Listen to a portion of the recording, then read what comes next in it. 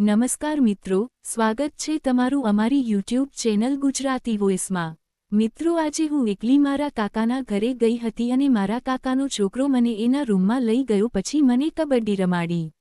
મિત્રો, મારું નામ સેજલ છે અને મારી ઉંમર 22 વર્ષની છે। હું એક નાનકડા ગામમાં રહું છું અને હું દેખાવમાં બહુ મસ્ત છું। મેં 22 વર્ષમાં કોઈ દિવસ હજુ મેં કોઈ સાથે કબડ્ડી રમી નથી અને મને કબડ્ડી રમવાની ઈચ્છા તો બહુ જ થાય છે, પણ મને હજુ સુધી કોઈ એવો સારો પાર્ટનર મળ્યો નથી। એક દિવસ હું મારા કાકાના ઘરે ગઈ હતી। મેં ઘરે જઈને જોયું તો મને ત્યાં કોઈ પણ દેખાતું ન હતું। મારા કાકાના છોકરાનું નામ કિશન હતું। મેં કિશન કિશન કહીને અવાજ લગાડ્યો પણ કોઈએ જવાબ આપ્યો નહીં। પછી હું અગાસી પર ગઈ, ત્યાં પણ કોઈ દેખાનું નહીં, એટલા માટે હું નીચે આવી ગઈ અને મારી નજર કિશનની બોક પર ગઈ એટલે મેં હળવે હળવે તેના રૂમ બાજુ ચાલવા લાગી। મેં ત્યાં જઈને જોયું તો મારા હોશ ઉડી ગયા। કિશન એનું નળ હલાવી રહ્યો હતો। કિશનને ખબર ના પડે એટલા માટે મેં સંતાઈને જોયું। થોડીવાર પછી હું ત્યાંથી ચાલી અને મારા ઘરે આવી ગઈ, પણ મેં જે આજે દ્રશ્ય જોયું હતું ને એટલા માટે હું મારો કંટ્રોલ કરી શકું તેમ ન હતી। મેં પણ વોશરૂમમાં જઈમાં મારી 5 આંગળીમાંથી મોટી આંગળીને મારી કુંડીમાં નાખી અને થોડીવાર રગડવાથી થોડી શાંતિ મળી અને પછી હું ફ્રેશ થઈ અને બહાર આવી ગઈ। એક દિવસ મારા બધા જ ફેમિલીના મેમ્બર બાજુના ગામમાં લગ્નમાં ગયા હતા અને હું ઘરે એકલી હતી। મારા મમ્મી જતા ત્યારે મને કહેતા ગયા હતા કે અમે લગ્નમાં 2-3 દિવસની વાર લાગશે, એટલા માટે તું ખાઈ પી અને દરવાજો બંધ કરી અને સૂઈ જજે। મેં પણ કહી દીધું કે વાંધો નહીં મમ્મી, કંઈ પણ ઉપાધિ કરતા નહીં અને બધા અહીંયાથી નીકળી ગયા। હવે તો ઘરે એકલી હતી।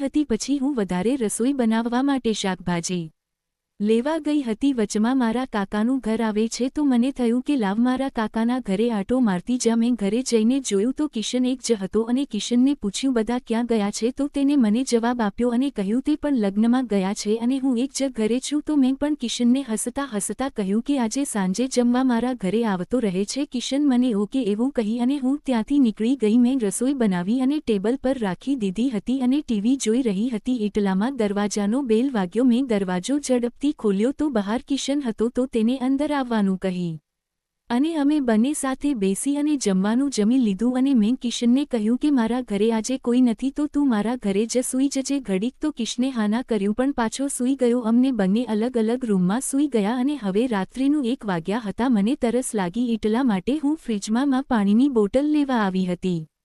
કાં તો મને કિશનના રૂમમાંથી અવાજ સંભળાઈ નહીં। હળવે જઈને બારી પાસે ઊભી રહી ગઈ અને જોયું તો ફેસફોનમાં કંઈક વિડીયો જોઈ રહ્યો હતો અને એના નળનું પાણી બહાર કાઢી રહ્યો હતો અને હું ફટાફટ મારા રૂમમાં જતી રહી અને રાત્રિના 2 વાગ્યે કિશનના રૂમમાં ગઈ અને મેં કિશનને કહ્યું મને ડર લાગે છે તો હું તારી બાજુમાં સૂઈ જાવ। કિશન મને ઓકે એવો જવાબ આપ્યો અને હું તેની બાજુમાં સૂઈ ગઈ।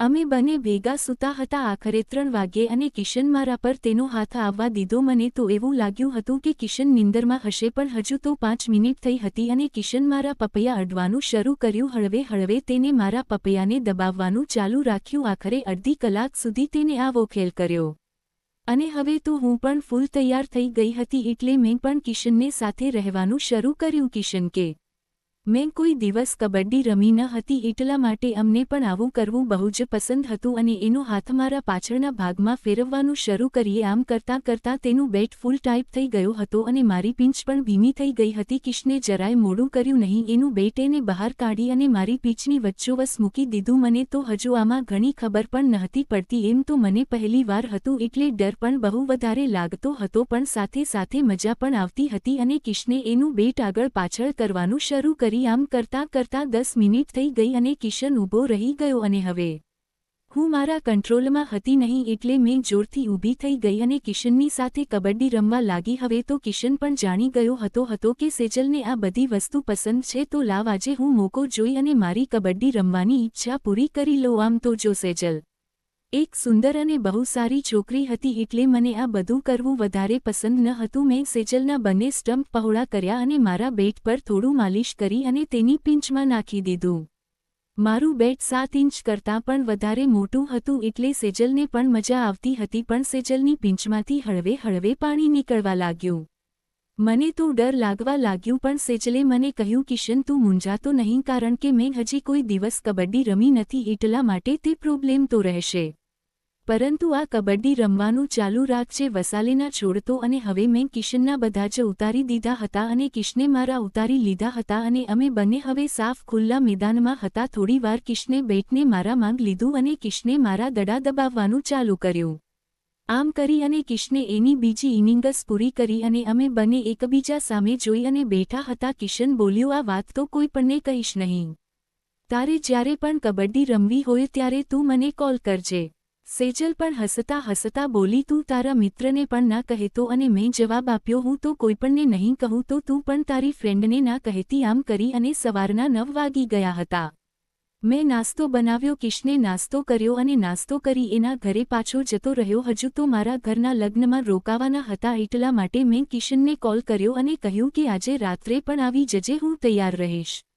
કબડ્ડી રમવાની હતી એની તૈયારીમાં મેં મારું ગ્રાઉન્ડ સાફ કરી નાખ્યું હતું અને એકદમ ચોખ્ખું કરી અને બેઠી હતી અને વળી રાત્રિના 7 વાગ્યા એટલે કિશન આવી ગયો હતો અને અમે બંને એક સાથે બેસી અને ભોજન કર્યું અને એક સાથે જ બંને કબડ્ડી રમવા માટે જતા રહ્યા. અને કિશનને મેં કહ્યું, આજે તું જરાય મોડું ના કરતો અને જલ્દીથી તારું બેટ બહાર કાઢ અને મારું ગ્રાઉન્ડ રાહ જોવે છે. બીચ થોડી ભીમી થઈ ગઈ છે. પછી કિશન મારી બીચમાં એનું બેટ નાખવાનું ચાલુ કરું પછી તું મારી રાડ પડાવી દીધી. અને મિત્રો, અમે 3 દિવસ સુધી લગાતાર સવાર સાંજ કબડ્ડી રમી. તો મિત્રો, કેવી લાગી સ્ટોરી? મજા આવી હોય અને તમારી હાડકાં વગરની વસ્તુ મજબૂત થઈ ગઈ હોય તો અમારી ચેનલને સબસ્ક્રાઇબ કરી દેજો. ફરી મળીશું એક નવી સ્ટોરીમાં, ત્યાં સુધી આપજો.